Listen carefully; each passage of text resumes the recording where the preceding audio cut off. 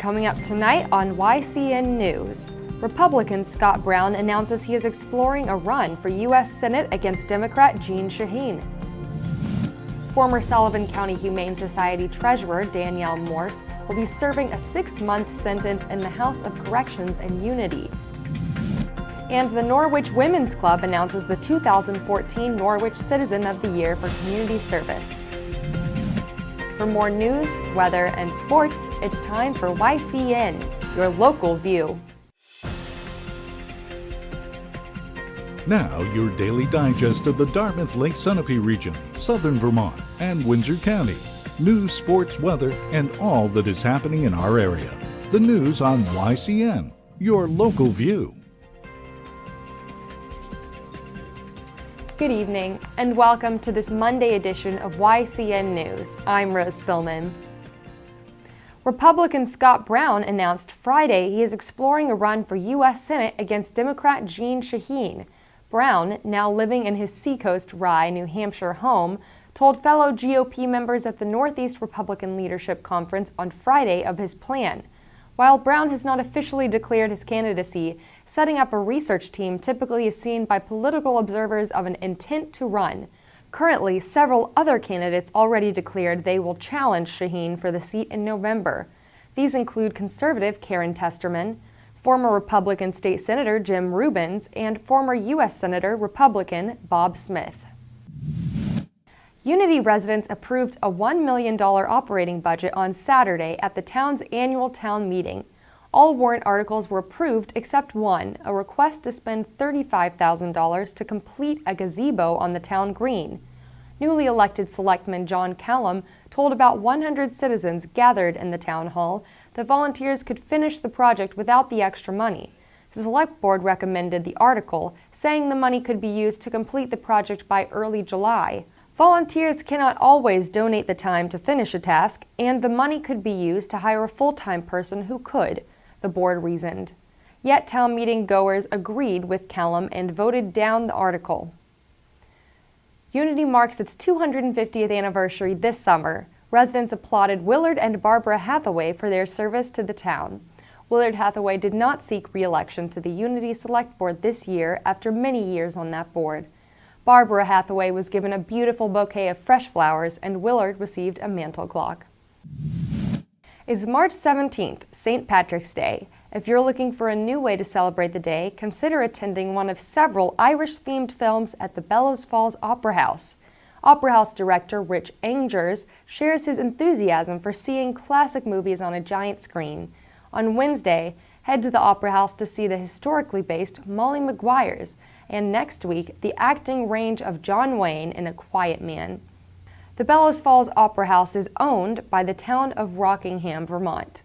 Its restoration ties in with an economic development plan by town officials, including Economic Director Dutch Walsh. The theater was originally run, when the theater was built, the town hall was built in 1927, the theater was run privately.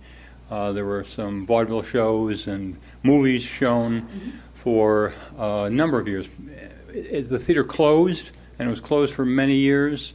The town took it over, and they were showing movies. And I'm not an expert on this, but I'll give you to the best of my knowledge. But it fell into disrepair, as a lot of older buildings do, and was shut down.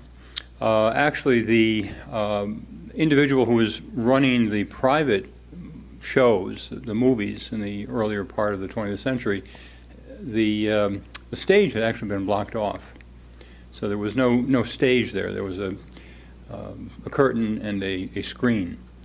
The town took it back over, opened it up, and realized that it was in such bad shape that it needed to be renovated. So the first funding that was received was about $850,000 from Senator Leahy, Patrick Leahy.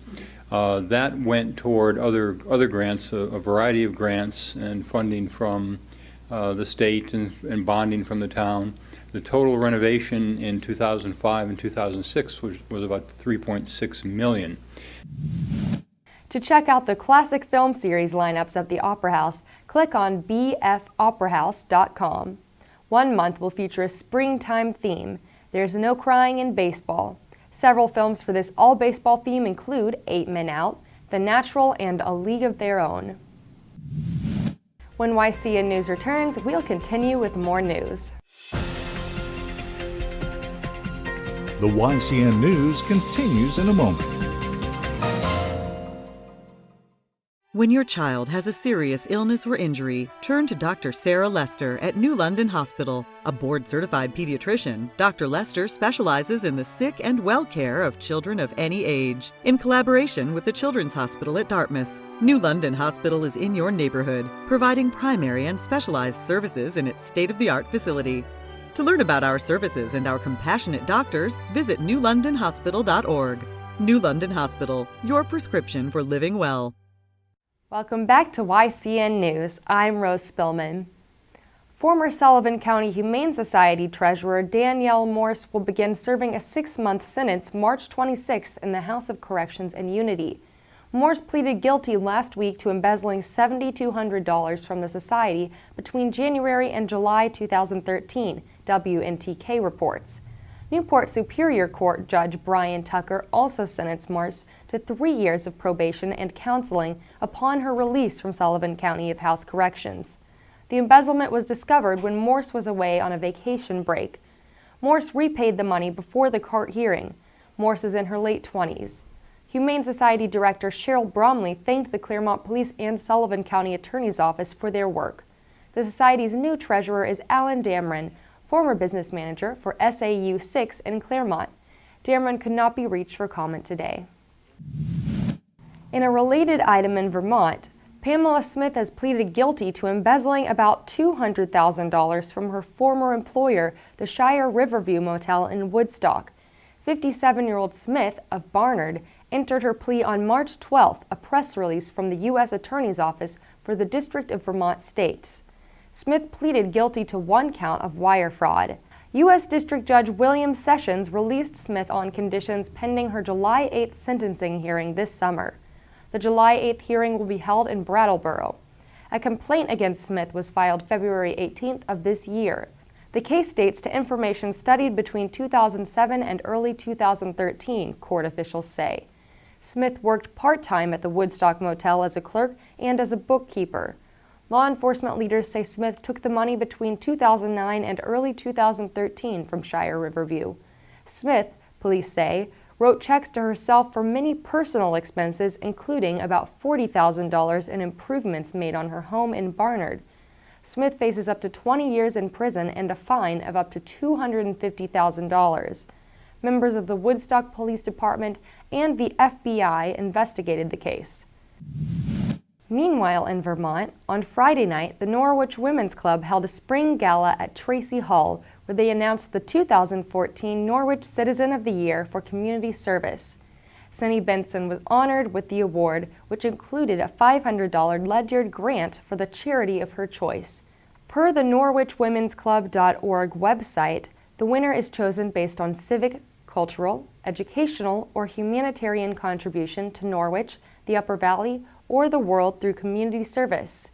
Past award winners were the Fraser family in 2013 and John Gerard in 2012. Congratulations to Cindy Benson on this great achievement. The YCN News continues in a moment.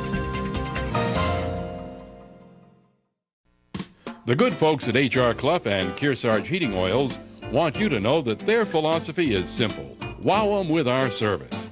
Their experts provide complete heating systems, air conditioning, and hot water heater installations at a fair price. They're specialists in radiant in-floor and hydro air systems. Building a new home or just replacing an old system, call for an estimate. Wow 'em with service. It's the H.R. Clough and Kearsarge Heating Oils way of doing business.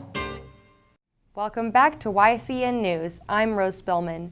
Now Matt McDonald will have a look at our weather for the next 5 days, and he'll take a look at some local high school sports. Thanks, Rose. Tomorrow will be sunny with highs in the upper 30s and a low of 14 degrees. Wednesday will be cloudy with a high of 41 and lows in the 30s. Thursday we're expecting mixed precipitation, so take caution while driving. Highs will be in the 40s with a low of 22 degrees. Friday will be partly cloudy with a high of 40 and lows in the 20s. Saturday will get more mixed precipitation and highs will be in the upper 30s with a low of 17 degrees. And now let's look at the northeastern and national radar maps.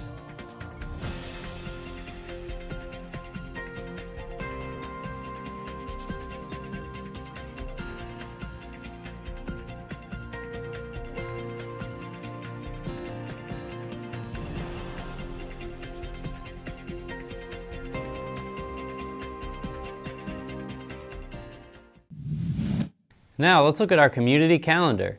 Tomorrow in New Hampshire and Vermont there will be some important meetings. Warner and Canaan, New Hampshire, as well as Brattleboro, Vermont, will be holding their select board meetings at 6 p.m. Charlestown and Newbury, New Hampshire, will be holding their planning board meetings at 7 p.m. And Woodstock, Vermont is holding its select board meeting at 7 p.m. Remember, you can submit local events from your community by sending them to news@ycnnow.com. Now let's take a look at the results from the finals over the weekend and the teams who are state champions. First, let's look at the Division IV boys basketball tournament with Sunapee versus Epping. It was a fierce game with both teams hanging on through the end. Sunapee lost momentum near the end and could not keep up with Epping. The final score was 74-70 with Epping as the champions.